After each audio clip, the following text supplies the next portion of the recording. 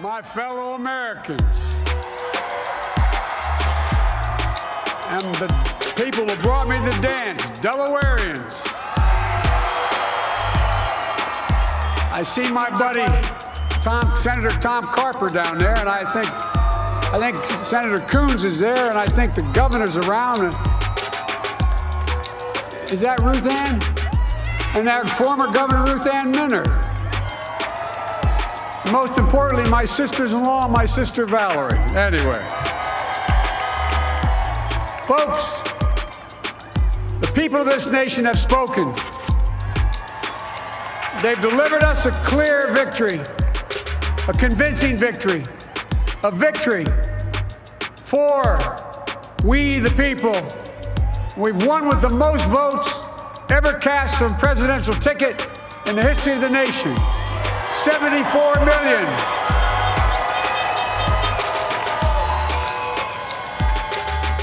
What I must admit has surprised me.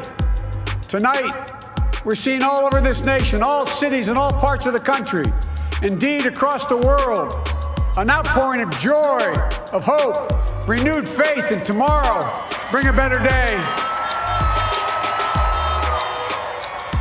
And I'm humbled by the trust and confidence you placed in me. I pledge to be a president who seeks not to divide, but unify, who doesn't see red states and blue states, only sees the United States. And work with all my heart, with the confidence of the whole people, to win the confidence of all of you. And for that is what America, I believe, is about. It's about people. And that's what our administration will be all about. I sought this office to restore the soul of America, to rebuild the backbone of this nation, the middle class, and to make America respected around the world again, and to unite us here at home. It's the honor of my lifetime that so many millions of Americans have voted for that vision. And now, the work of making that vision is real. It's a task, the task of our time. Folks, as I said many times before, I'm Jill's husband. And I would not be here without her love and tireless support of Jill and my son Hunter and Ashley, my daughter, and all our grandchildren and their spouses and all our family. They're my heart. Jill's a mom, a military mom, an educator. She has dedicated her life to education. But teaching isn't just what she does, it's who she is. For American educators, this is a great day for y'all.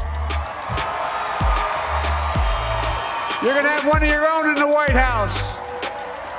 And Jill's gonna make a great First Lady. I'm so proud of her.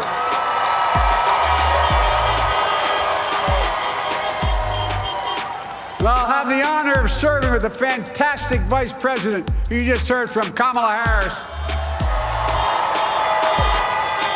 who makes history as the first woman, first black woman, the first woman from South Asian descent, the first daughter of an immigrant ever elected in this country. Don't tell me it's not possible in the United States. It's long overdue. And we're reminded tonight of those who fought so hard for so many years to make this happen. But once again, America's bent the arc of the moral universe more toward justice. Kamala, Doug, like it or not, your family, you become an honorary Biden, there's no way out. All those of you who volunteered and worked the polls in the middle of this pandemic, local elected officials, you deserve a special thanks from the entire nation. And to my campaign team and all the volunteers, and all who gave so much of themselves to make this moment possible, I owe you. I owe you. I owe you everything. And to all those who supported us, I'm proud of the campaign we built and ran. I'm proud of the coalition we put together, the broadest and most diverse coalition in history. Democrats, Republicans, independents, progressives, moderates, conservatives, young, old, urban, suburban, rural, gay, straight, transgender, white, Latino, Asian, Native American. I mean it, especially those moments, and especially those moments when this campaign was at its lowest ebb.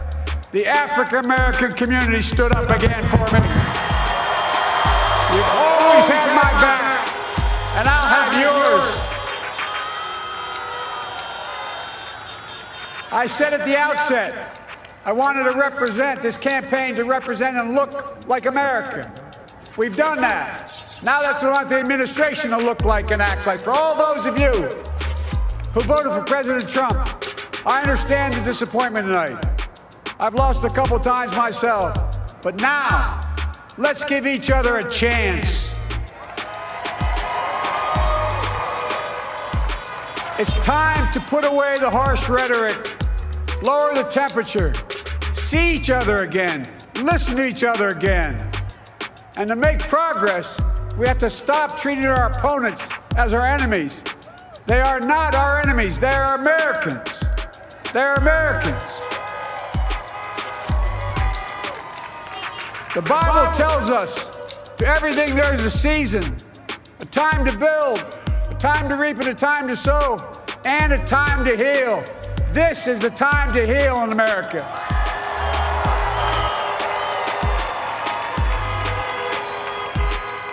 Now this campaign is over.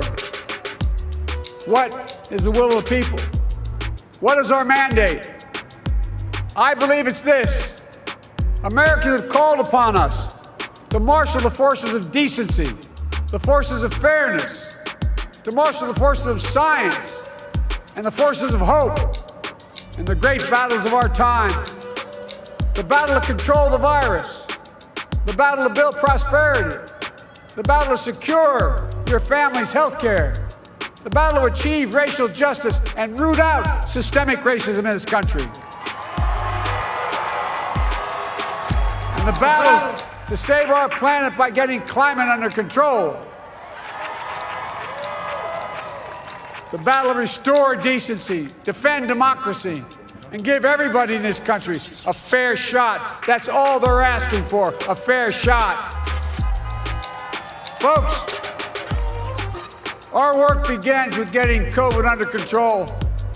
We cannot repair the economy, restore our vitality, or relish life's most precious moments, hugging our grandchildren, our children, our birthdays, weddings, graduations, all the moments that matter most to us until we get it under control. On Monday, I will name a group of leading scientists and experts as transition advisors to help take the Biden-Harris COVID plan and convert it into an action blueprint that will start on January the 20th, 2021. That plan will be built on bedrock science. It will be constructed out of compassion, empathy, and concern. I will spare no effort, none, or any commitment to turn around this pandemic. Folks, I'm a proud Democrat, but I will govern as an American president. I'll work as hard for those who didn't vote for me as those who did. Let this grim era of demonization in America begin to end here and now.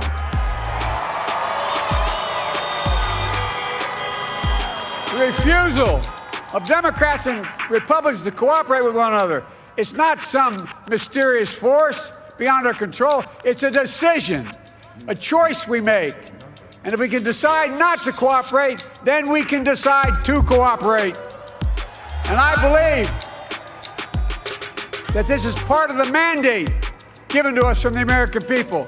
They want us to cooperate in their interest. And that's the choice I'll make. And I'll call on Congress, Democrats and Republicans alike, to make that choice with me.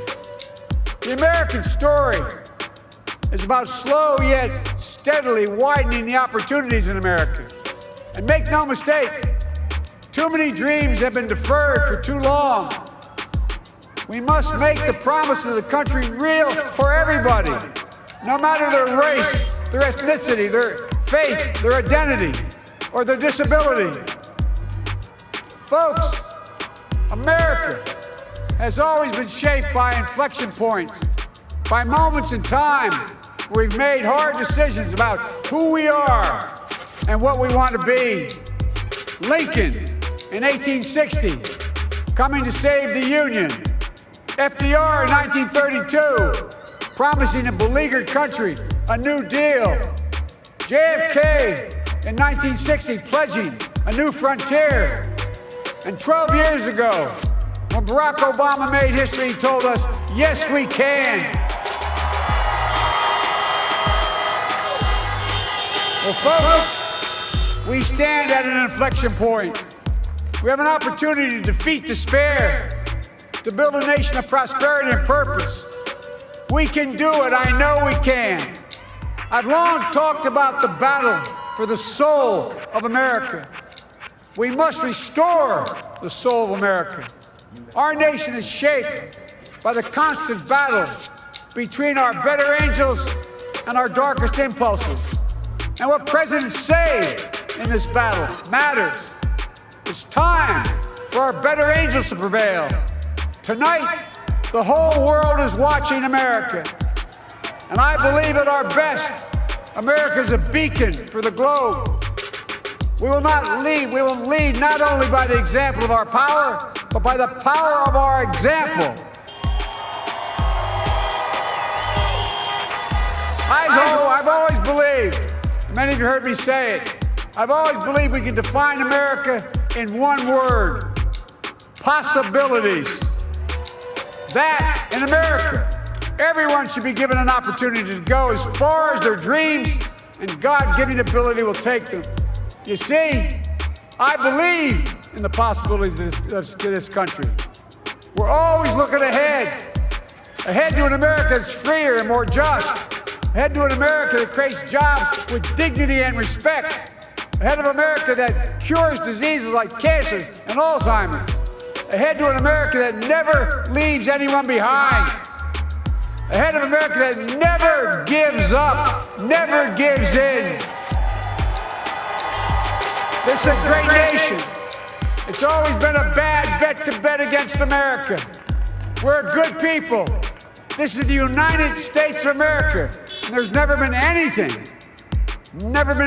we've been not able to do when we've done it together. Folks, in the last days of the campaign, I began thinking about a hymn that means a lot to me and my family, particularly my deceased son, Bo. It captures the faith that sustains me and which I believe sustains America. And I hope it can provide some comfort and solace to 230,000 Americans who've lost a loved one to this terrible virus this year. My heart goes out to each and every one of you. Hopefully this hymn gives you solace as well. And it goes like this: and he will raise you up on eagle's wings, bear you on the breath of dawn, and make you to shine like the sun, and hold you in the palm of his hand.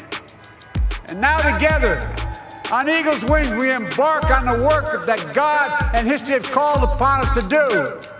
With full hearts and steady hands, with faith in America and in each other, with love of country, a thirst for justice, let us be the nation that we know we can be. A nation united, a nation strengthened, a nation healed. The United States of America, ladies and gentlemen, there's never been anything we've tried we've not been able to do.